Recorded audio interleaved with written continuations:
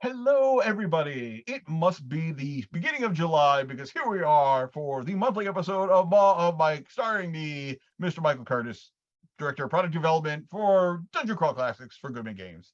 And we are here to talk about something that's very near and dear to my heart, DCC Day Week. Now, I don't know how that works, but somehow we're making an entire week out of it because we just have that amount of stuff. I think this is a unprecedented amount of DCC Day related goodness heading your way in the 3 years we've been celebrating DCC Day. So it's not like there's a huge precedent or anything, but I'm sure you all will enjoy it. So thank you very much for tuning in here, especially since I'm sure a lot of you are very tired from either you're still recuperating from the wonderful auction that went down Friday here on the Twitch show. We raised a great deal of money for one of the members of the community who was very much in need of it. And I think I can reiterate what has been said a lot lately is that I have never been so proud of y'all. I mean, this is everybody here always says the DCC community is like one of the greatest gaming communities ever. And once again, you all proved it. So thank you very much from the bottom of my heart for those of you who did help kick in and those of you who are still planning on doing so. Thank you very much. And I know I speak for everybody involved, and it was just wonderful to see the outpouring of love for one of our own on Friday. And we're actually gathering together, and I'm not too long actually from Free RPG Day.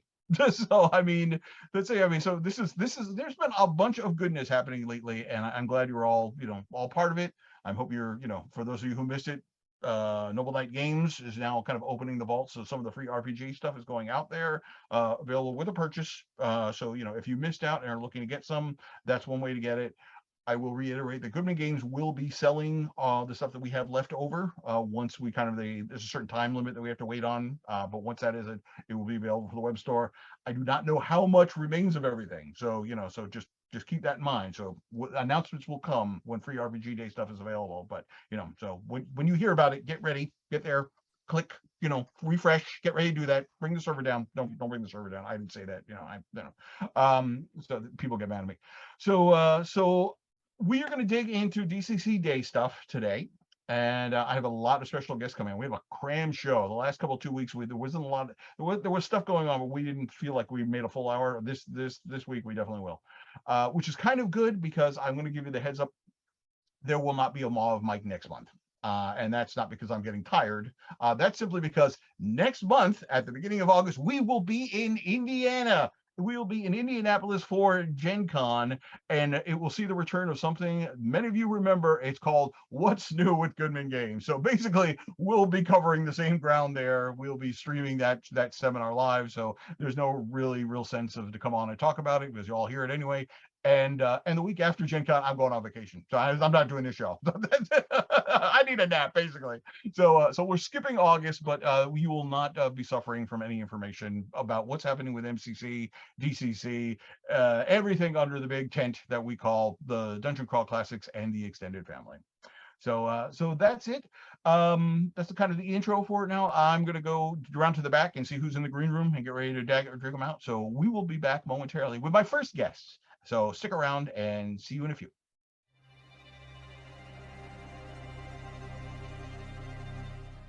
And joining me from the green room, the very first guest tonight is Mr. Jon Purple Sorcerer Marr. Jon, welcome back to the show.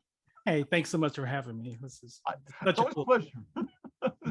So for those of you who have not been eyes on social media, actually this show coincides with another annual tradition. Jon, would you like to tell everybody about, basically why, aside from your sparkling personality, why you're on the show tonight? Well, we just kicked off this year's Free Tools Pledge Drive, and it's been kind of quiet this year because the auction that we just had was like so much more significant, that like I was like I didn't want to distract in any way from that. And I got to say, I was thrilled. And once again, this community just, blows me away, and they have from the very beginning. But each year we do a Free Tools Pledge Drive, and it's because the tools are free. They'll always be free, but the server costs, the devices to test on, the devices I build them with, those do cost funds. And this kind of started I didn't do it. I didn't initially. I didn't do it, but then one year, it was it was a little tight about the time that some of the server bills were going to be due, and I think it was Harley Stroh was the one that suggested I do it, and he, or at least he was the first one to offer like one of his cool treasures that he had, to encourage people to donate. And so we've been doing it every year now for the last 6 or 7 years, and it just keeps getting, bigger and bigger and bigger. The folks in this community are just so generous. It's just awesome. It's almost as if the more and more people who discover Purple Sorcerer, somehow the bigger and bigger the fundraiser gets. There may be some sort of logic behind that. I'm not quite sure what it is, but I mean. Well, it is cool because the traffic continues to build every year. And, because like I remember when I first created the 0 level party generator, and I was so surprised by the success of it, because instantly now, it's like I knew that it would be really helpful, but I didn't think that it would be as popular as it was. But then that just gave me the idea at the time of like I would look at DCC, which I was just really enamored with, but I was like, what are going to be the barriers for people entering? And so like the 0 level party generator was so that it would make it easier for people to introduce the system at cons. I mean, that's precisely what I built it for. But then I was like, well, what are the other things that people are going to struggle with? At that point, they're not going to have the funky dice. The looking up in the spell books, that might be challenging. And those two things, that was the driving factor for why I created the Crawler's Companion, was so that, to make it easier for people to be able to, if they didn't have those dice, they'd be able to roll them on their mobile device. And if then you can just use the utility inside the crawler to look up the spells, so you didn't have to go through the pages. And it just every time throughout the years as I build new things, it's all about, what do people need to be able to run DCC or MCC or Langmar? Right. I think it's probably, I'm sure there's no way to actually track it per se, because it's part of the, it's one of the functions on the app itself and everything. But I'm sure if it was possible, you would probably be able to see, like, when it first kind of came out, like how much like the funky dice section of the app was being used, compared to what it is now. I mean, because it was very difficult to get the dice. So a lot of people were just like, we just use the app, and now it's like we're literally drowning in funky dice. And it's so funny from the very start. It's like I had the lookup mode for everything, so that you could enter your own dice rolls, because my son from the start said, I don't want to use this thing to roll my dice. That he wanted real dice to roll. And so it's like it has been cool. I mean, it's still obviously it's a work in progress to get, but there's more and more options to be able to get those cool dice, which everyone loves. My daughter is an absolute dice fanatic. She literally has like 10 times as many dice as I do, because she always has dice on her wherever she goes. She leaves like these caltrips, the die fours on the ground, so she's a menace. But yeah, so it's like, but it is interesting how it's like that, what things are necessary, as the community matures. It's like, I remember when the upper level character generator come out, it got some use, but as the years went on, there was more and more where it actually got up. At one point, it was like 75% of the traffic of the 0 level party generator, the upper level was getting. And it just showed how the community, the campaigns were maturing, and they needed, those upper level characters. So that's cool. Have you noticed like an increase in traffic over like the last 2 years? Was there like a noticeable bump or anything with COVID? Because it feels like that the DCC community itself has grown largely due to some very shrewd marketing by Joe. But it really feels like we were kind of like cooking along and like on a steady pace for like we were growing, but then it feels like once everybody kind of got quarantined, it was just so I was actually surprised, because I thought the traffic was going to go down on the site because of there not being conventions. I mean, because clearly, if I look at my traffic, there's always a big, huge burst right before Gen Con, right before Gary Con. You can tell when a big convention is going on, because I'll see a big burst of traffic. And so I assume since there weren't, but then of course it was replaced with the, everyone just worked around it and figured out these online ones. Yeah, so the traffic went up, I think, in the first year of the pandemic, it went up like 40%. It was a significant increase, and it's gone up like another 10% over last year. So yeah, it's just like people still have I think, it's like, it's so funny. It's like when I first envisioned creating just the zero levels, just having the PDF printout option is like, I was lucky because at my job, I worked for a marketing department at a college, and I just created a tool that would, that people would be able to go online and choose what programs they're interested in, and then it would create a PDF for them. And so I just done that at work, and so like when I saw those zero level rules, I was like, this is perfect. Because everyone who's like does program creating character generators is the first thing you always do. But then like I knew also is like having that 4-up sheet, that people could print out was just like, so I was so lucky that I'd just gone through learning about how to be able to create dynamic PDFs and to be able to have that, something tangible, physical, as you're a judge, you print these things out, you hand it to players, and you're good to go.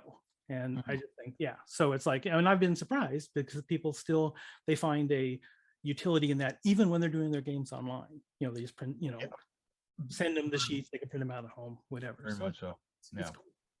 So, why don't we talk a little bit about the fundraiser itself? Like, when we know like how people can get involved, like what's kind of like what's on the what's the benefits besides of supporting a really great really great resource of the community. The first thing is like if you give $10, then you can pick out any Purple Sorcerer adventure you want. If you give $40, you get the entire library of Purple Sorcerer adventures, everything that we've published so far, get PDFs. But then it started, and I think it was like the second year. It's like that Harley Stroh is like, he said, hey, I've got like, I forget even what it was at the time. It was like notes from one of the amazing adventures he created. And he said, well, why don't you, I'll give that to you, and then you can offer it as a prize. And from that time on, so now we have an addition to where you can get these adventure codes. I have like 2 tiers of things. There's like the special treasures, which is like, you are actually one of the, thank you very much. You were one of the first people to do that. I forget what adventure you offered me some stuff. But like, so I have like special treasures, like Joseph Goodman this year is providing like, 4 different really awesome things, like the giant Janelle, or I forget from the Judges Guild. The Judges Guild right. book. He's offering one of those and 3 other things. Harley Stroh is offering his notes from one of his latest adventures. His working proof copy of the adventure. And so they provide these things, and so those who donate the most, they can go just from whoever donates the most has first choice of these things. But then I also really like to provide like just random prizes for anybody who can any level, because clearly, I appreciate, we have some very generous people in the community, and that's really awesome. But like when someone can only afford to give me $3 or something like that, and that happens, a lot, where that's all they can give, and I want them to have an option that they can win something too. So we have a lot of just pure random prizes, like people will donate, like someone, Mike McKeon, just donated like he has a print copy of Sailors of the Starless Sea, so that's going to go out to somebody as a random prize. And so try to cover all the bases, so everybody, I wish like anyone who does stuff like this, I wish everyone could get right. The one thing, it's funny, it's like you mentioned that Harley kind of started this and everything, but I think if you actually take a look at the timeline, I think if you can see, like, the Harley giving out stuff started just about the time of the birth of his first child. So I think he's starting to start downsizing. So I think, like, it's one of those things like it could very well be, and it's so funny. Like I remember, like actually, I think like the second year, I offered some stuff, or I asked people whether they'd be interested. And at that time, no one was really interested. It was like, the original maps from Perils of the Sunken City, my hand-drawn maps, and no one really seemed that interested. Now, flash forward like about 8 or 9 years, and then suddenly there's a bunch of people in the community who love that adventure, and then suddenly, oh, that was a really cool prize to win. But obviously, anything that comes from Harley or you or Joseph, people, they love that. that's all it takes, is just like longevity. Like, it's like nobody really cared about there's like, if somebody had in 1970 like 7 or 1978, somebody was like, you can get a copy of the Keep on the Borderlands, guy gets the original manuscript. I don't like that adventure, and now it's like, like that little where people murder one another to get their hands on it, so. How I treated my blue box, just totally trashed it, and now I'm like, wish I had it. So this is probably a simple question, but if people do want to contribute to the fundraiser, where do they go? They go to purplesorcerer.com/pledge. And if you just go to purplesorcerer.com, it links from the homepage. We also have links from the Facebook group, the DCC Facebook group, and a number of ways to get there. But the simplest way is just go to purplesorcerer.com/pledge. Okay. All right. And I, as always, I wish you the best of luck, and I'm sure that the community will respond accordingly. So, because literally, if you have been part of this community for longer than say 2 months and you've not been a Purple Sorcerer to generate a 0 level character, you're lying. Either that or you're playing at the station from the Thing in Antarctica. You don't have internet connection. Well, I'm never not moved by the incredible generosity of this community. You people are just absolutely amazing. All right. So, any last minute stuff? Anything? I know last time you were on, you were just launched a new Kickstarter, and great.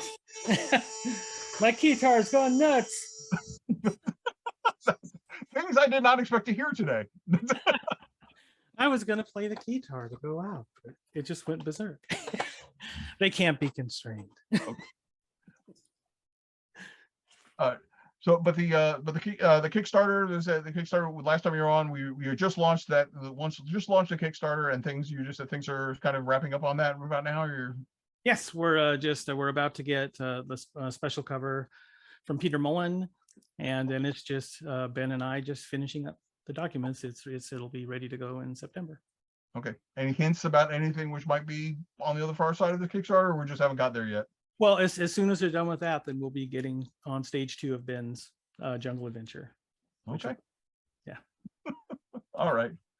Well, thank you very much for stopping by, John. I hope you have a stellar amount of success with the fundraiser and keep things going for yourself and the entire community for many, many years to come. Because I'm sure none of us kind of imagined we'd be here literally 10 years. Or basically still doing the same things we were doing 10 years ago, just better. That's it.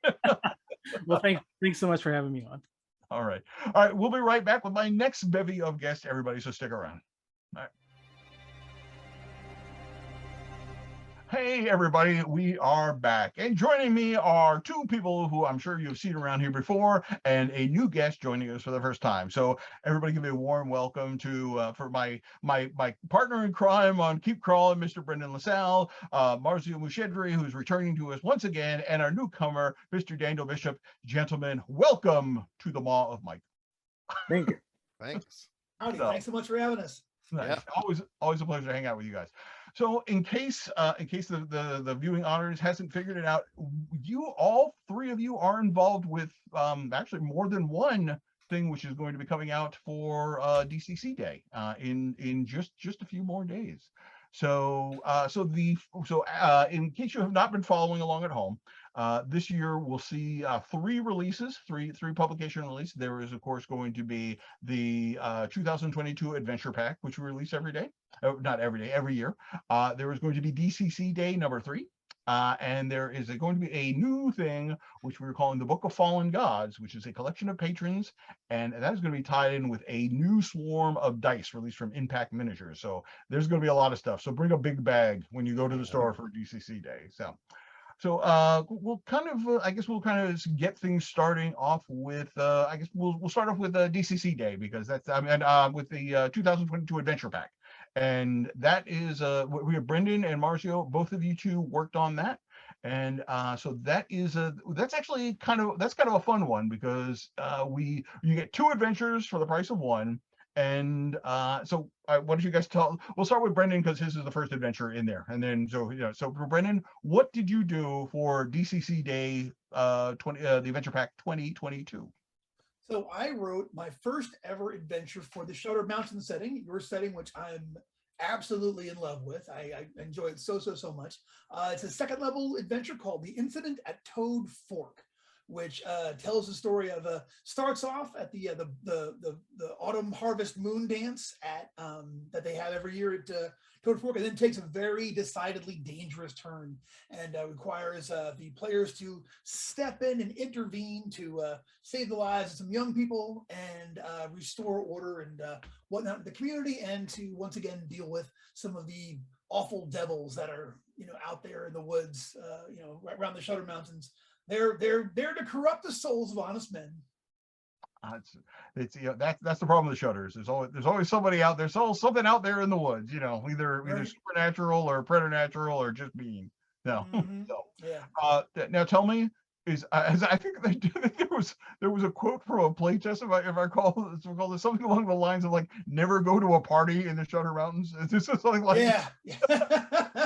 Yeah, someone said exactly that. Yeah, so it does start off with a great big party. So the incident at Toad Fork was originally an adventure that I featured on 1000 Insane Worlds. I did it for the first time as a thing on there, and just absolutely fell in love with the setting, at first sight and such.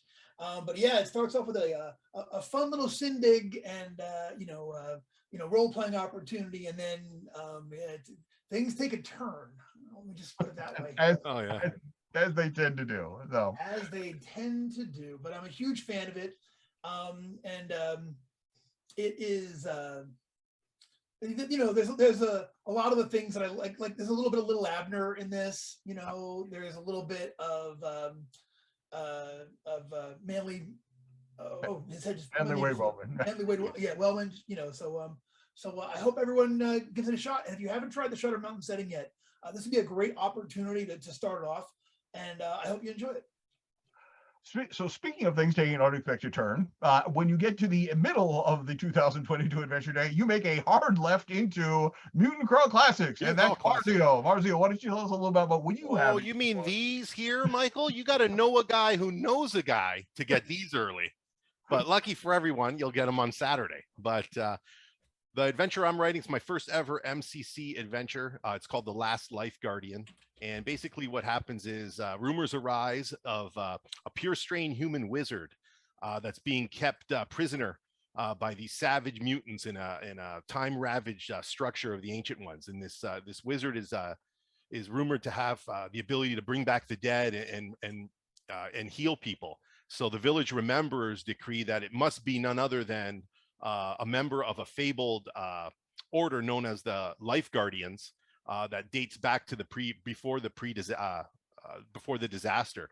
So the adventure basically is the PCs explore time-lost ruin in search of this last Life Guardian.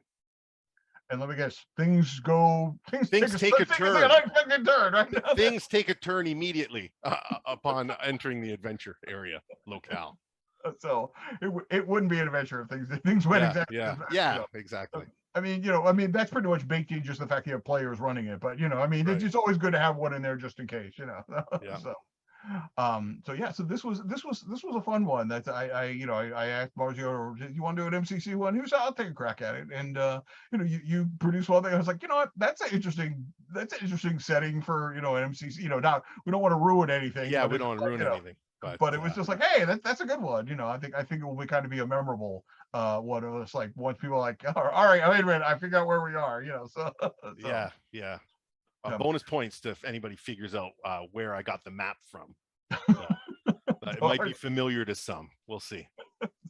So gamers of a certain age in a certain region or something. Yeah, you never know.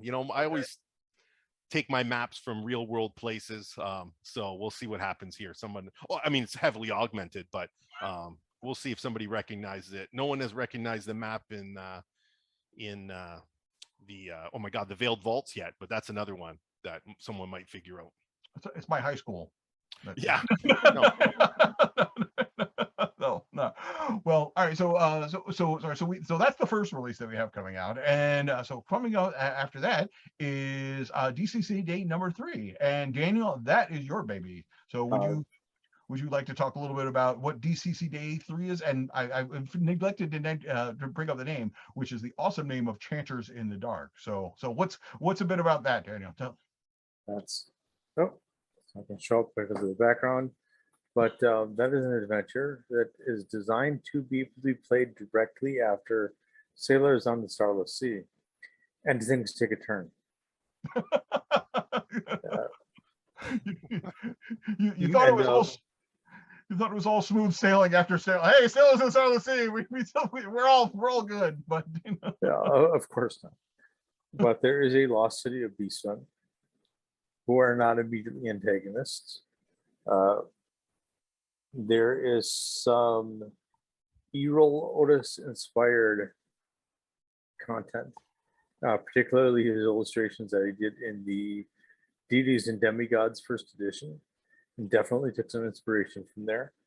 And Clark Ashton Smith's inspiration, if you are familiar with the Dweller in the Gulf or the Master of the Crabs, you will see little homages to that.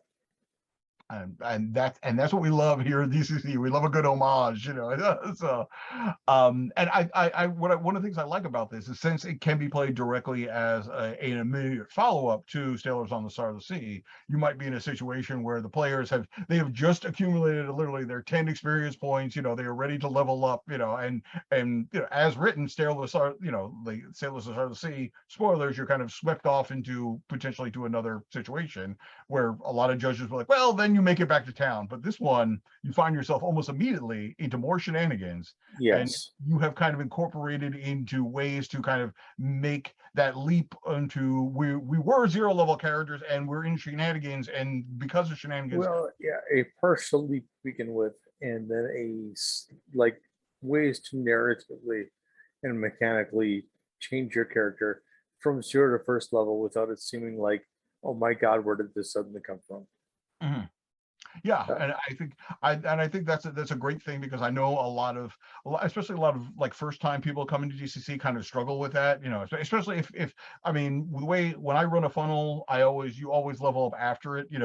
I don't, one of those things is that you don't level up in the middle of the funnel, even if you do 10 XP. That's just the way that I run things. I know some people prefer not to do that, but I mean, it always makes sense to me is like kind of get back to some sort of base, and then you can do like the training montage, or you can say like a year later, now you all gather together, and now, but this is a way that it does. Yeah, there's a little bit of time pressure. You don't really have a year later.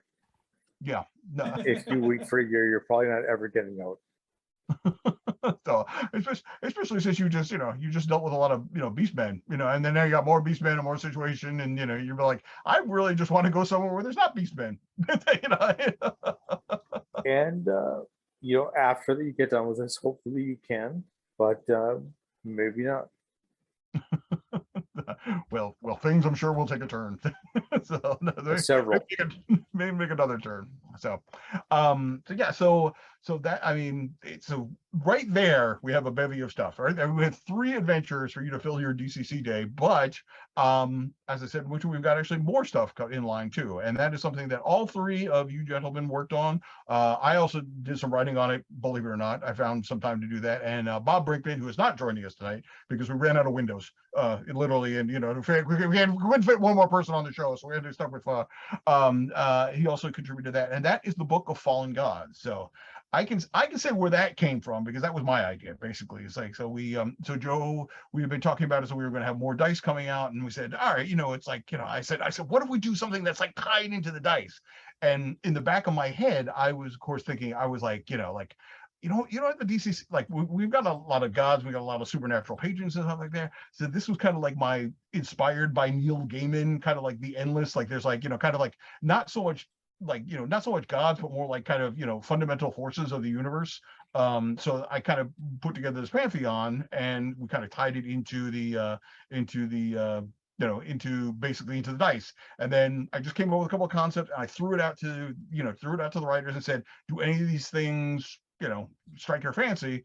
And you guys responded. So so if you guys wanted to, I mean, you guys each did one, and then and Bob did one, and then I filled out some more. So why don't you guys tell us just a little bit about what basically give us a real overview of which one of the Fallen Gods you did, and what people can expect if they kind of get in cahoots with them. So cool. Well, I did Olive V, who is the the god of the madness of the passion of mortals, and he's the fallen god that he just tries to, he drinks in the energy created when people first bond together, and then the inevitable breakup of their bond takes place. So he is all about manipulating relationships between mortals, and he, it was a ton of fun. As soon as I looked at the list, I'm like, oh, I have to write this one. This will be great. You know what I mean? Like, it just spoke to me, So thanks again for the opportunity. I really enjoyed it. And I really, it was a really cool project. I'd like to see, like, just doing a book of patrons like this. I think it's going to add a lot to people's games. And I think, think people are going to really enjoy them. All right. Michael, I'm gonna have to ask you if I'm even pronouncing the name of my patron right. It's the Inthinian. The Inthinian. The Inthinian? Yes. It's actually it's one of those great words. It usually refers to I think it was it's when your eye color tends to be towards more like a violet. Yes. So you have like an Inthinian eye, eye color stuff. So I just one of those words I stumbled upon, and of course, well, we were looking for something purple because you're the one, the right you had is tied to the purple dice set. Yes, of course. And much like Brendan, it jumped out at me right away. I remember I frantically typed back. I'm like, I got to take this purple dice set before Daniel Bishop takes it, because I know he's gonna. So the Inthinian, or however you pronounce it, is it's the power behind a billion thrones. It's the honeyed tongue that seals treaties, and the dagger that starts that stabs in the back to start coups. So this immediately spoke to me. Here's a sneaky, behind the scenes kind of force of nature, and I kind of worked it in. If you think it's almost like the what is it? What's the figure in yellow there? Oh my God, I'm drawing a blank from Cthulhu. The king in yellow. Yes, but this is the Purple Prince. So it's the Purple Prince. It's the power behind the throne. It's but whisper and shadow. No one knows its true form, but it lurks behind every decision and the start of wars and all that kind of stuff. So it really spoke to me, and I had a lot of fun writing this one. Yeah, the kind of what it very much reminded me some of the stuff you had going there of was it Biaxis, or is it the Phoenix on the sword, or is it by this axe I rule? There's it's the Howard story where basically the Serpent Men make the appearance. It's like I always forget what title it was, because I think it's a cult story. Phoenix on the sword. Is that okay? That's what I thought. I think originally it was like a cult story that we got adapted or something, but yeah. All right. So yeah, there's all this has been going on. There's been a hype train going on the Steam chat. Thank you very much for that going on here. Right. Subs are coming and flying, and thank you very much for gifting those out. We do appreciate they're there. I'm trying to keep one eye on like 3 different things going on. So thank you very much for I think that's Brendan who's been following. So this is what happens when we do the the keep crawling with Mike and Brendan. I sit and yammer, and Brendan pays attention to stuff. So Daniel, I did Shale the Celestial Radiance, and when I saw the list of gods, I looked at that and said, "Oh my God, I have no idea what to do with this," which is the reason why I took. Like it was the one that seemed to be the most offbeat, like the farthest from what I would normally write, and I had to get creative with it, so I did. And because this is a ungod who represents that perfect energy in the universe at the beginning and at the end, that nothing mortal can actually sustain those moments of perfection, it was a lot of fun to actually do.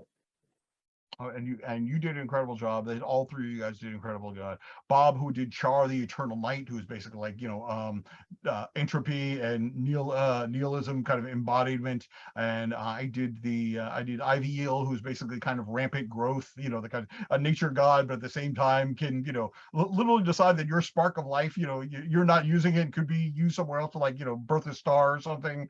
And we have the of course we have the Sallow Blight, who very much is basically almost like basically an infection of of the world to kind of like basically kick things off and like just brings distrust to, so entire societies collapse so that we can install a newer, more callous society in its place. That might be a comment on, I don't know saying anything there. And of course we have the twins of destruction and inspiration as well. So we have seven patrons coming out to you, and then so we have 7 dice sets. Each one of the dice sets of course has the insert has something which is tied into the to one of the ungods as well. So it's a big project, so I hope people will enjoy it. And if I may, sure, the blue set is tied into the shale, so perfection. These are the perfect dice. there you go. You heard it here first. So just send all angry hate mail to Daniel Bishop when your dice keep rolling like that. That's it. Well, mortal if things I may. can't sustain perfection. So If I may, I'm always amazed at how much you guys fit inside the dice. Like, look at this is all writing all the way front and back. There's what, over 1,000 words, I think, is what you gave us. yeah. So I went 1,200 because that's just the way I am. And so you could fit a lot of stuff inside this this dice insert. I don't think I have it anymore, but this was literally because usually we do the 14 dice tubes. We do the full set of like the funky dice and your standard 7 dice. But this one, Impact wanted to do just the 7 funky dice because we were trying to see if people were interested in that. So literally, they Tom from Impact sent me a tube of that size, and I had to literally do arts and crafts. Like I had to basically see like how big of an insert can I fit in this and everything, and do I still get the dice in there and make it fit so you can still see all the dice and everything. I was literally chopping up like the instruction booklet that came with a hype train success. So it was a lot of fun, but I'm glad we managed to pull it off there. So thank you everybody for getting on that hype train while this was all going on. So it should be a lot of fun. I'm looking to see how people this is like, as I said, we're trying something new here. We haven't, but that's what we do here at Goodman. We try something new and we'll see if it works. And if it works well, we do it again another year. But I mean, what can go wrong with more dice? As we were having a comment, I think before we went on sign, there's people love dice. So Brendan, you mentioned something that you had a little something you wanted to hype about DCC Day. Yes, were I doing did. kind of offbeat this year? Yes, I am. I'm going to a location for DCC Day I've never been to before. It's actually a used bookstore in Ackworth, Georgia, called the Crazy Book Lady. I went for the first time this past week to go meet the owners, and it's a really cool little shop. And then I spent about dollars on a bunch of neat old cool books, including Flatland, which if y'all haven't checked out, y'all should check out. I'm putting the link in the chat again, but come check this out. This is a neat place. They got a ton of great old board games there and a lot of used books, and it's in it's I'm very excited about it. First time at this place, and it's an unassuming one of those crazy bookshops, with just books everywhere. But it's the kind of place you can go and like easily lose an afternoon just exploring all the neat stuff they have. So if you're in range and you don't know what you're doing yet for DCC Day, come on out to the Crazy Book Lady in Ackworth and roll some dice with me. Have you been able to confirm if there's a book cat? There are multiple book cats at there, and if you go to the website, which I put down there, they have names and everything on there that you can like actually check out. They have like you can little profiles about the local their cats there. However, when I was there, I went looking and they all ran from me, so I don't know. So. Well, you probably smelled your dog on you. Yeah, so all right. So if you're going to come down and play games with Darren, if you are allergic, take your Claritin before you go out. No. Daniel or Marzio, are either of you have any plans for DCC Day? I know Daniel, you had a big thing going for a free RPG day, so I didn't know if you want to.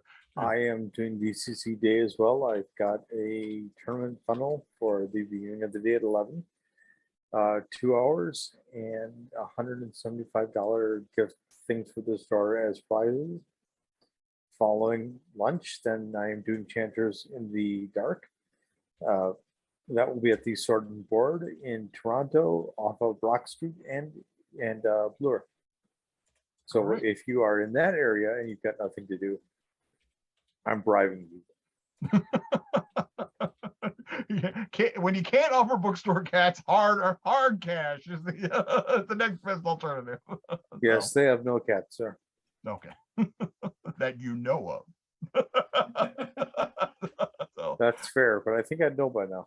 I don't know. Them cats are sneaky. Some can walk through walls. Marzio, That's fine I take it you're kicking back for DCC Day. Got nothing planned. You always have to end it on a bummer with me. I guess I'm the bummer this time. It's actually my parents' 50th wedding anniversary. And guess where the party is? My house. So I have my own funnel, a real life funnel to deal with. So we're having like 60 people descend at my house on Saturday for my parents' 50th. So I'll bring the dead stamp. So everyone play for me out there. Get out there and play some games.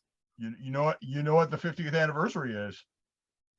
First level it's funnel anniversary. That's what it is. That's it. You made it through 50 years of marriage. 50 Time years of to roll marriage. a 4-0 level. I gotta look it up.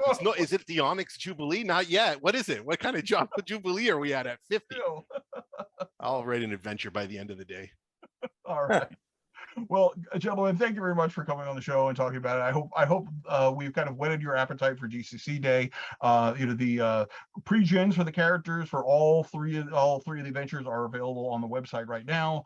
The list of game stores are out. I believe actually there are stores in the EU which are participating this year, and from what I understand, the list is going to be posted about them soon. Last time I heard on social media, they were still putting that together. So if you are on the other side of the pond in the European time zones, please check it out, because we're reaching out. So I did not know about that. I was very surprised that we have. So the octopus tentacles are spreading. So all right, we will be back in just a few with my last guest for the evening. So just hang around and stay out of the way of the dice tray. Nobody get hit by that thing. That thing keeps roaring through here, man. Send everybody rolling. All right, back in a few.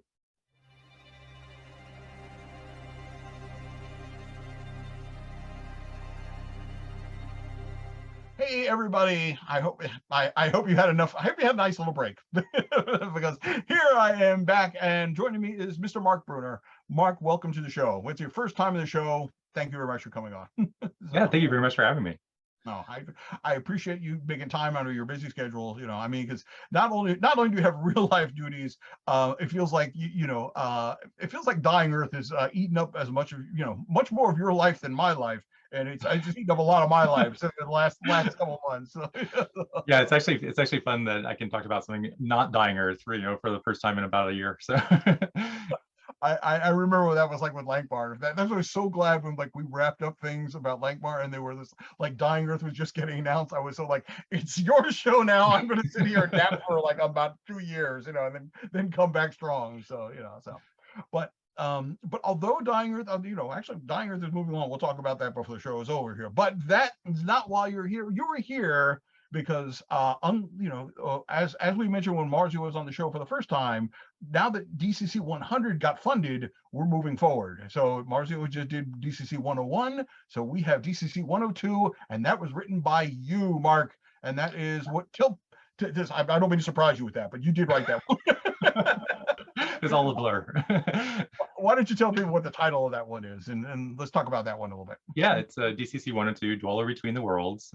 So it's actually the first time I've written for the main DCC product line as a numbered adventure. I've done some other DCC adventures, but this is the first opportunity I've gotten to actually write one of the numbered ones, and it's exciting. It was I think you came to me and back earlier this year and looking for some ideas, and we collaborated on what I think turned out to be an idea that I originally played around with a few years back, and turned it into something that hopefully is going to be fun for the fans, and a little bit of a new twist for some mechanics, because I play around with mechanics a lot in some of the adventures I write, and I enjoy doing that, and this is just an opportunity to kind of expand that a little bit. I think it's always a sign of a good designer when they're just all right, well, I wrote this adventure and then I created these 3 new subsystems. Because and actually I think you mentioned that it kind of coincided with you and Harley had been doing something similar in the same sphere, but we all had different takes, and this is my take on tactical combat kind of approach for DCC. which I know you and Harley have also been playing around with. So it was kind of fun to get to do that, for an adventure. So it is. I think always a great idea is to have 3 people shoot at a target, and then eventually somebody will hit it, one way or the other, or maybe they'll take a look at the spread and like we can do this better. So what's the general gist of Dweller Between the World then? Is that what's the kind of what can you reveal to the people and why they should be looking forward to it? So plot wise. Yeah, so plot-wise, I mean, it's a level 1 adventure, so it's meant to be, entry level for judges to take into their campaigns. Obviously the level 1s, they can range in experience, but you're it could be the beginning of a campaign or just taking on like a new set of 0 levels that have graduated to level 1, and they're kind of thrown into this leadership and responsibility role of representing their, in this case, the Thane, that they are pledged to in battle, right? So they kind of like this otherworldly incursion is occurring in their world, and they have to suddenly be put in charge of the armies, and take on fighting back this invasion. And so there's a bit of a entry point, where things suddenly get turned over to the PCs, and then there's a bit of overland, travel and journey to the place where they need to get to in order to find the sources of the incursion, and then hopefully fight it back to the point of where it's coming from, and maybe even beyond that. So that's kind of the promise of it, is that that it may lead on to further adventures once they find the source of this invasion.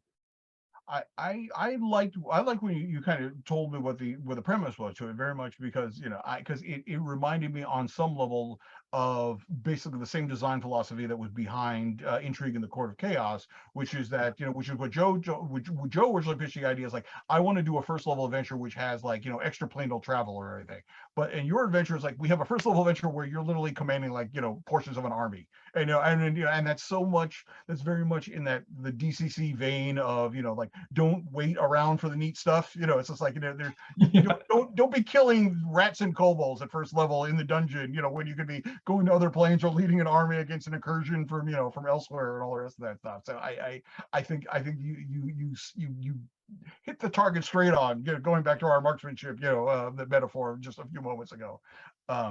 So it does kind of the way that you have the beginning of it, where we have kind of like the Thane calling in, basically calling in the warlords, and everybody kind of gathering on the plain with the, their big pennants going, and it's like, the gathering of the forces. It feels like the beginning to something epic. It's the very striking image. So I feel I loved it going into it. I said this is definitely this is going to be a good one. So.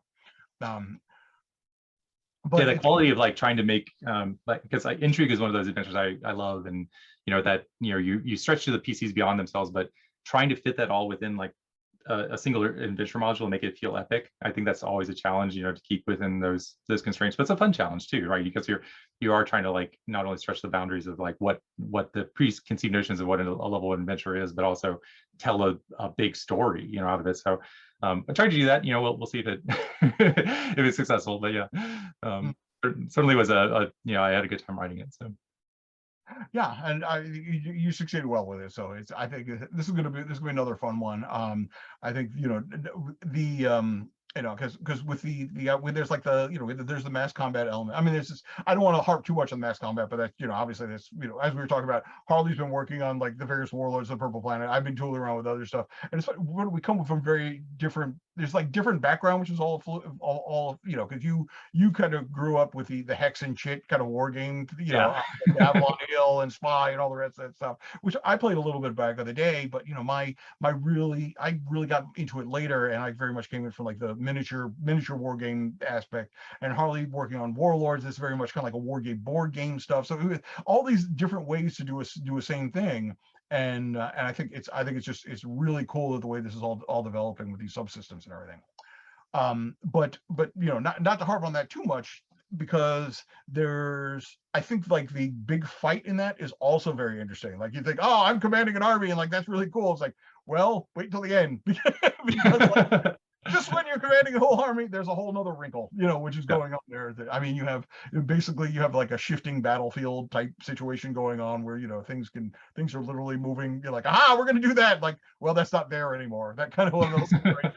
So it involves a lot of interesting thinking. And the whole middle section, which is it's a bit of a hex crawl. Well, it's overland travel more than hex crawl and everything. But so even if you're not like I have really no interest in big fights or anything, there's still that aspect of like, we can do like a dungeon crawl and beat up swamp witches or whatever whatever it is. So there's a it's a very comprehensive adventure for 10,000-12,000 words, whatever it ended up turning into. It's like so yeah, I'm very happy with what you turned in. I think people are going to be very excited with it. Yeah, and hopefully it speaks to people who have like the kind of similar nostalgia for, or even like current fun with those type of games. I remember when I was a kid, one of the things that we did the weekends that we weren't playing D&D was like games like Star Frontiers or games like Star Trek role-playing game, which have this kind of extra tactical combat that happens with your characters, right? Which I always actually was really those things were really fun for me because it's like, I get to play around with the map and the chits and the tokens and all that stuff. But I feel like imbued with a sense of personality from the characters I bring to it too. And then I all those SPI and Avalon Hill and GDW games that are just sort of like the old school token based games I always had a lot of fun with, and I ended up collecting a lot of them as an adult, and that's really what re-inspired me to write something like this. So now I know I'm going to ask you like what's your favorite? We're going to sorry if I'm going to geek out there out in the audience, but some of you are going to jog on this anyway. So what's your favorite from like the bookshelf, all the hex and shit games? Do you have one off? Yeah, the one that I played as a kid and then I found that actually inspired me to. So kind of the history of this one goes back a few years because originally I ran some mini versions of this back in North Texas RPG in 2017, and so there were some playtests of kind of a inspired by games and the system that I was DCC and combining with this tactical system, and it was really when I went to Half Price Books, I think maybe a couple months before that North Texas RPG, and I found a copy of the board game Sorcerer, which is this this old chit based game. Basically you have these kind of like a beautiful well, not beautiful maybe, but like a pretty map that has different colored hexes, and depending on what color sorcerer you were, you would have different sort of like powers based on which color hex you were in. And so I got that and I was like, this is great, I can play this again. I found myself, I don't really want to play this, I want to like make this DCC, and I want to take this and figure out how to do that. And so the first time I did something with the this kind of rules was playing around with the sorcerer board game and trying to like put a DCC over it. That's probably my favorite, just because it is the one that not only inspired kind of back a few years ago when I was doing this, but also it was one that I played in my childhood, and it was kind of fun to rediscover it at like an old bookstore. I'd lost that copy a long time ago or got shuffled around and stuff like that. But that's definitely one of my favorites. And the other one, The Creature That Ate Sheboygan, is like one that's it's a great game. It's like it's sort of like ogre, but like with, like the chits and the tokens. And yeah, I got a lot of mileage out of They Invaded Pleasantville back in the day. That was another one little weird, little one of TSR's little mini game where like this aliens are slowly taking over Pleasantville, and so those are good stuff. Good stuff. A lot of that. So all right. Well, so we'll any last words of advice about oh, I'm sorry, actually I mentioned this, Mark, and I would mention this before we go out of there. So DCC 102 has been available for pre-order. Some of you have pre-ordered it, some of you have gotten the PDF. Those of you who got the PDF may notice is that the quality control demon was asleep at the switch when we got the one out. We actually we printed a map which should have been printed twice. So the print version is actually going to be missing a map. So this will be corrected, but as soon as we do another print run on it. So if you pick it up and you notice that one of the maps is wonky, there's of course the code at the front of it that'll goes you to the free PDF, which has the correct map on it, and you can also get a direct link to it from the Goodman Games store for the DCC 102 sales page. So if you did pre-order and you're getting one of the first ones, congratulations, you guys, you got yourself a collector's copy.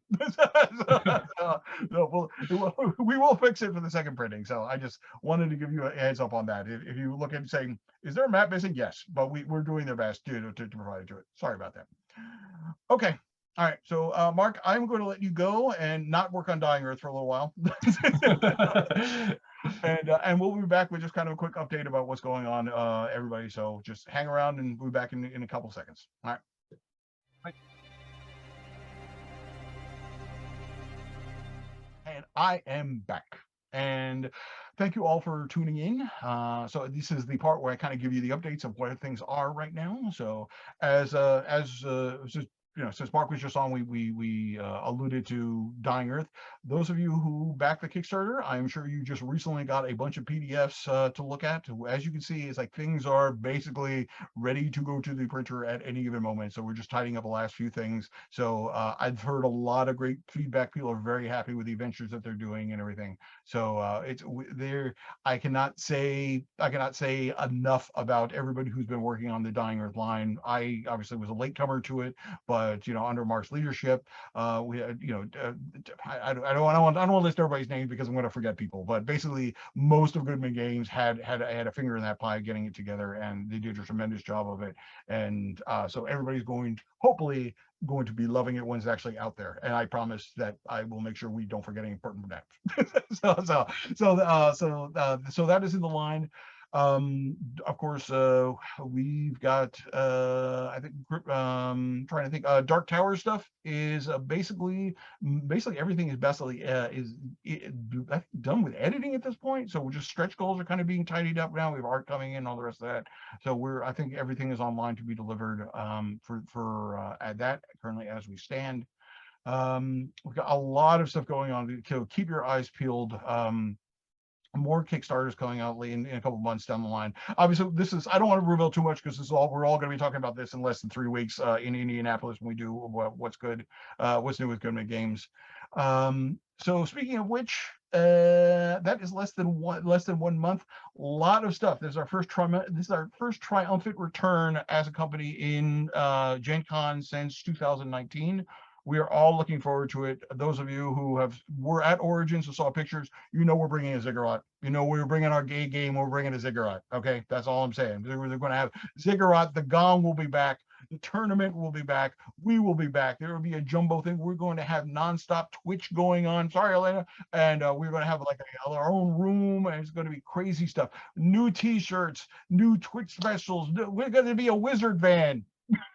How many other companies can say they're bringing a wizard van to Gen Con? None. That's it. So we're really looking forward to those of you who are going to come out and hang around the booth and see us, and we're looking forward to seeing you. So please, if you have plans to make it, stop by the booth. I already know some people who I've not seen in many years. Shout out to my boy Nacho, who's coming over here from Spain to come out and hang out with us. So I mean, so it's going to be some great nights. Nacho, I know you're listening later, so we're looking forward to see you, brother. I just wanted to remind you that there will be no Maw of Mike next month. We will be skipping August because of what's new and because of I'm taking a vacation. So that's it. More stuff, more up to the minute news will be announced in Gen Con. I'm not leaving you hanging. There's a lot of stuff working out, and people are going to be very happy to hear about what's in the mix. So. I think that I feel my voice going. It's been one of those long days, so we're just about at 10 o'clock anyway. So I want to thank again all my guests for showing up and hanging out there. I want to thank you all for tuning in. I could have a show without you, but it would be not known to me as just fun. I mean, it would just be me sitting here talking to myself. I can do that on my own Patreon. So looking forward to seeing you all, and thank you again for being the awesome community that you are, supporting one another. And man, in these troubled times, we all need somebody to lean on. So I appreciate being part of the greatest community that, in the toxic fandom that is out there today. I'm glad that you brothers and sisters and everybody in between is not. So, all right, that's it. I am out, and I will see some of you live and in person in a couple of months. And those of you who I do not, I will see you in September when I will come back well rested with more new news. So thanks, everybody, and we are out of here.